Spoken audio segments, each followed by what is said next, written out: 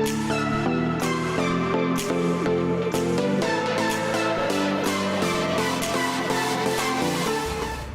day, good day, good day. Transformation Theater Productions presents Gifts of the Kingdom.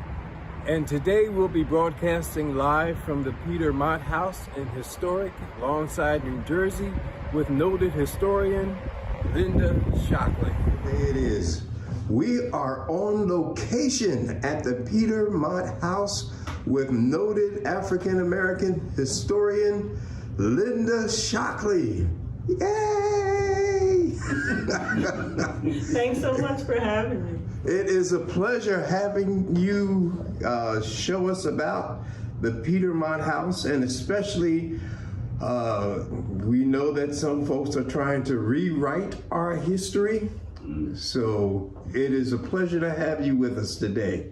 Well, thank you so much, Reverend Scott. It's a pleasure to be here, and it's a pleasure to have the opportunity to help expose this history and make it clearer to people, because frankly, much of our history has not been told. And the exciting thing is that we're still discovering more about not only our community, but also African American history in general. So I'm very excited to have you here today to talk about the Underground Railroad in Lawnside and the Peter Mott House Underground Railroad Museum. Well, would you care to take us on a tour of the Peter Mott House? All right, well, I'd be glad to. So we're here in what was the kitchen and the 1871 addition to this house, which was originally built in 1845. So one of the things that is important for us to know is that Camden County did not come into existence until 1844. In 1832, Peter Mott was married to Elizabeth Ann Thomas in what was then Gloucester County. And we know that because there's a recording of that marriage listed at the Gloucester County Historical Society, and it simply says, Peter Mott and Elizabeth Ann Thomas, colored, married in 1832. And from there, we believe that Peter Mott and Elizabeth Ann eventually settled here in Lawnside, what was then known as Snow Hill. They purchased this property in about 1844. And in 1845, we believe this house was constructed here. There are lots of deeds in the Office of Records and Deeds in Camden County that have Peter Mott's signature, not only for this property, but for several other properties in the community. So it points to the fact that he was a man of means, according to the New Jersey Historic Trust and the New Jersey Historic Preservation Office, that he had a house of this size. This is a two-story house with an attic and a full basement. When we look at the census from 1850, we see that Peter is listed as a carpenter and a farmer. We also see that his worth at that time, not his worth as a human being who was being sold, but his net worth as a man and a property owner was $600 at that time, which indicates he was a man of means. Now, he started the Sunday school at Mount Pisgah African Methodist Episcopal Church in 1854. So this is a picture of Mount Pisgah African Methodist Episcopal Church in 1892 when they're celebrating their 100th anniversary of the church. That was organized in 1792 as the Snow Hill Church. It was a Methodist congregation and it was multi-ethnic. In the 1810s, Bishop Allen, that we now know as the founder of the African Methodist Episcopal Church, came to this area as a circuit preacher within the Methodist Church. And as he talked to people about forming this new denomination, members of this congregation started to have discussions among themselves, and they eventually voted to become part of the AME Church. that led to a fracturing so that you had a Methodist church move to Magnolia, and also other African Americans who didn't want to join the AME denomination formed a Wesleyan association, and they eventually purchased property and became Mount Zion United Methodist Church, which still stands on the Whitehorse Pike here in Lawnside or Snow Hill. Now, I mentioned this forming as Snow Hill Church because that was the name that Lawnside was known as, Snow Hill. And Snow Hill is a small community. It's still unclear to us the actual origins of it, but we know that it was not formed in 1840 because here's Mount Pisgah in 1792. So there were free African Americans living here, as well as people who escaped on the Underground Railroad. One of the great things about the Underground Railroad is that it was secretive, so we don't know a lot of the details because that was meant for safety. If we were to know more, it's possible that we would only know that through records based on prosecutions and court trials. And given the choice of knowing more and from that source of information, and knowing that people were able to escape and settle in freedom and live in liberty, it's a better choice in my estimation that we don't know. But we're going to still continue to research and find more information. Now, I want to just point out some things on this map. This map is actually from 1877, and if you look here, there is an indication of Snow Hill. So Snow Hill was the name of this community, and you'll see the names of people who own property, including P. Mott. This is his property. Now you see there's also James Thomas. Across the road we have Thomas Avenue. There's a Watkins, and across the road here we have a Watkins Avenue. This road here is called Long A-Coming Pike. We know it today as the Whitehorse Pike. There's also Clements Bridge Road, which is still Clements Bridge Road. And then the Blackwood Town Pike. It goes through Mount Ephraim, which was the center of the township. And the Blackwood Town Pike is now known as the Black Horse Pike. You see it ends there at Chew's Landing. So this map gives us an idea of who some of the original settlers of Lawnside were. And we know that Peter Mott was instrumental in helping people settle here. As I mentioned, he did sell property to various people, and the streets are currently named for them. But also, our oral tradition says that he took people in his wagon to the Quakers, also known as members of the Society of Friends, in Haddonfield and in Moorestown. And so, many people possibly have Peter Mott to thank. Unfortunately, we don't have written records of Peter. We don't have written records of what Peter was able to do. We have that oral tradition. People also say that they have been told that their great-great-grandmothers and other women in the community assisted Elizabeth Ann by cooking so that she could feed the many people who were being brought here on their way to freedom. So this is a picture of Lawnside members of the Red Cross. These women are standing on the steps of Lawnside School, which is at Warwick Road and Gloucester Avenue, and they were organized into a chapter because of Dr. Roscoe Moore's commitment to the World War I war effort. As I mentioned, Dr. Moore graduated from medical school in 1911. However, he was classified as 4F, and in an effort to contribute to the war effort, he helped organize this chapter of Lawnside women. Many of these women had sons or husbands or nephews or community members who were in the U.S. Army during World War I. And we also have a picture of the men from Lawnside. There were 46 of them who went to serve during World War I. They also stood on the steps of the school, which was a gathering place. But the responsibility of these women were to help make bandages, to sell war bonds, and support the war effort.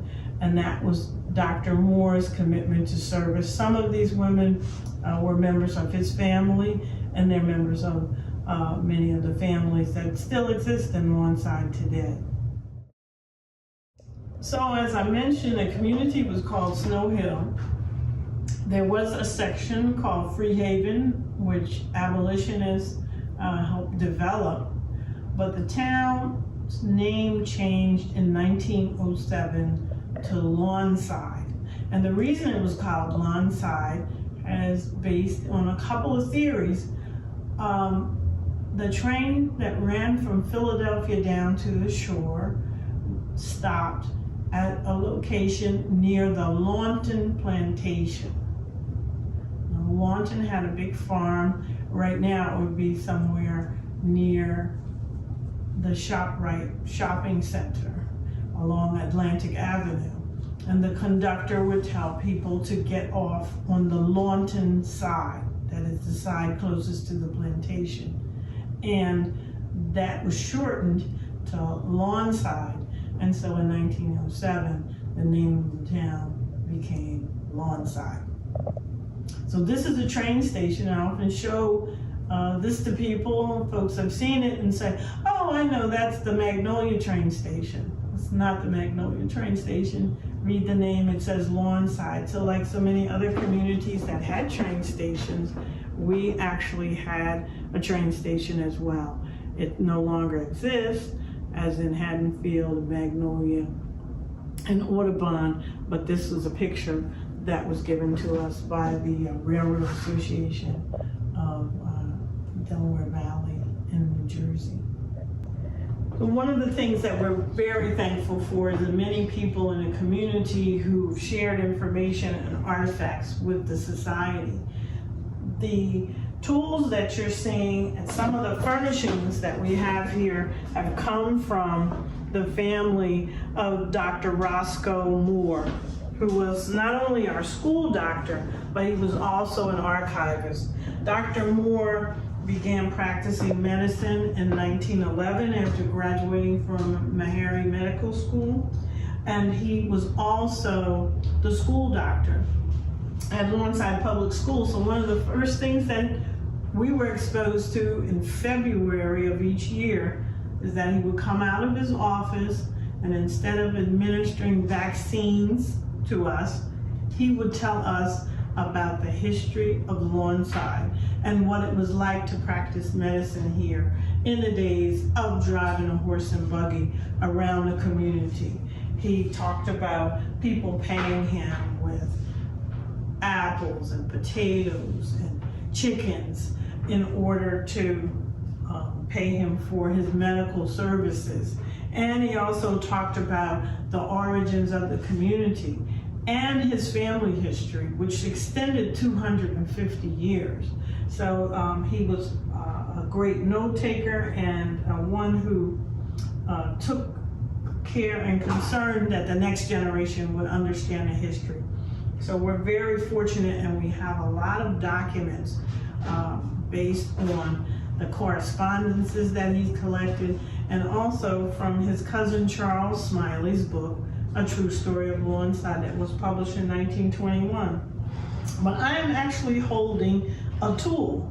If somebody knows what this is and is familiar with it, it's very important to carpenters of that period. And there's more than one. So these are called planes, and this is what you would use to level out wood in the construction trade as a carpenter. It has a blade in it, and you can adjust it. Nowadays, you probably see something with lasers that do this kind of work for you. But this actually belonged to Spencer Seymour, who was the doctor's father. And interestingly enough, he was the son of Levis Moore, who was a trustee of Mount Pisgah AME Church, where Peter Mott was the Sunday school superintendent. And not only that, Levis Moore was also a neighbor of Peter Mott, and eventually bought this property in 1879, just 2 years before Peter Mott died. So we actually have this plane, this carpenter's tool that belonged to Spencer.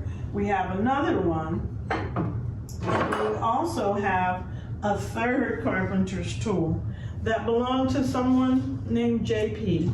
So it's possible that Spencer borrowed it and didn't return it. So we have it now. We also have from Verline Still and Clarence Still, a coffee grinder. So you actually put the coffee beans in here and turn that crank, and you would get the grounds that you would then put in your pot. So Ms. Still also gave us some of these old-fashioned irons.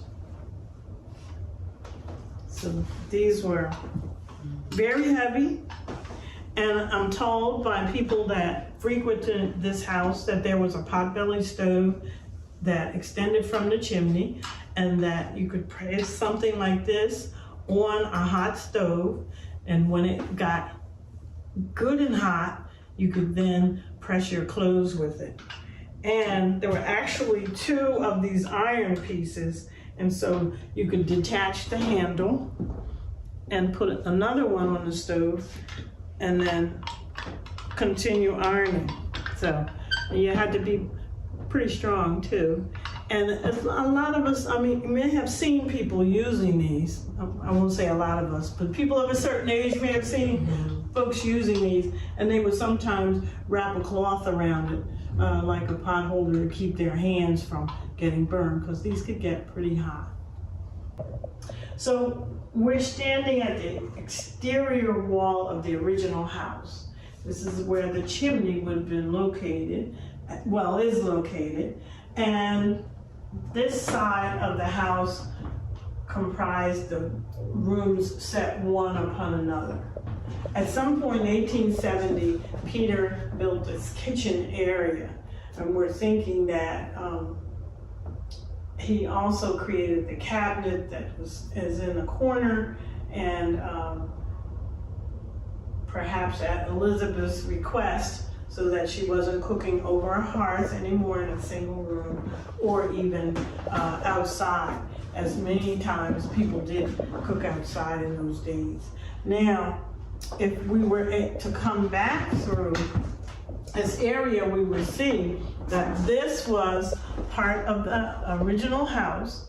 The door frames are relatively low. People were smaller in those days. And if we come through, we can look up here and see that there is a tread for the circular stair.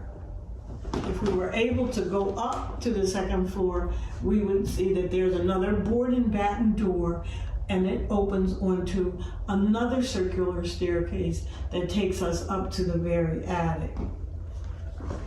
This area right here is the door frame that takes us into what was earlier the parlor and continues to be the parlor. If we can look up the stairs, you see that they've added an additional wall, and you can go straight up to a room over the new kitchen and other rooms over the parlor. So we talk about construction and dating the house, and this board and batten door is one of the features that helped the architect, once again, date the house. This was a door that leads to the basement, and if you notice, it has an old-fashioned latch construction, so that if you lift this hook, it will actually unlatch the door and it can be opened.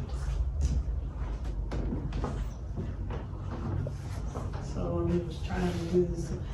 And if you notice, there are two boards above and below, and we actually have 3 planks of wood that are attached. And this is called a board and batten door. If we were able to go up to the 2nd floor, you would see that there's another door just like this that leads to the attic, which is also part of the features that help us identify the house. Age. One of the things that we were fortunate to have among our membership are quilters, artistic people who are able to put together a representation of quilts.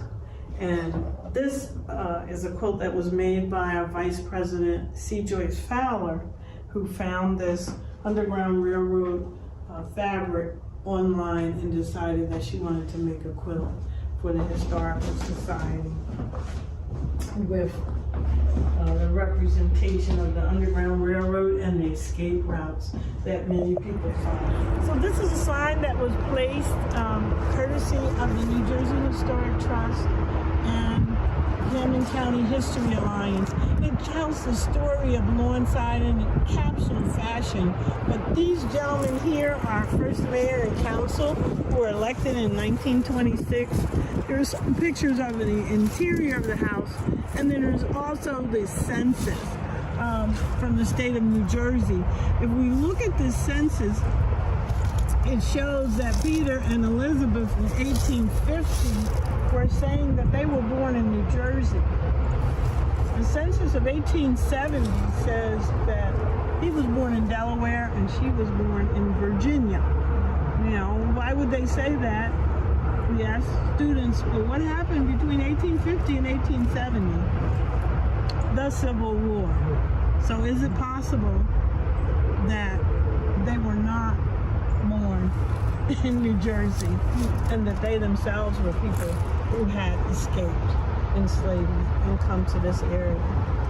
We were fortunate to receive this sign that tells a little bit of our story, and then also this sign from the William Pomeroy Foundation, which was placed in 2020, acknowledging that the house has been placed on the National Registers of Historic Places by the U.S. Department of the Interior. So we're very fortunate to have both of these signs, one informational and one commemorative. Mrs. Shockley, thank you so much for taking time out of your schedule to enlighten us on Peter Mott and some of the history of Lawnside. How can students come and partake of some of this? Well, thanks so much for coming and visiting and giving us an opportunity. Students can come visit when teachers arrange tours for them. Okay. They can go to our website, www.petermotthouse.org, click on the tab for visit, and there are forms that they can use to set up visits. Someone will get back to them as quickly as possible because we love to have students come to visit.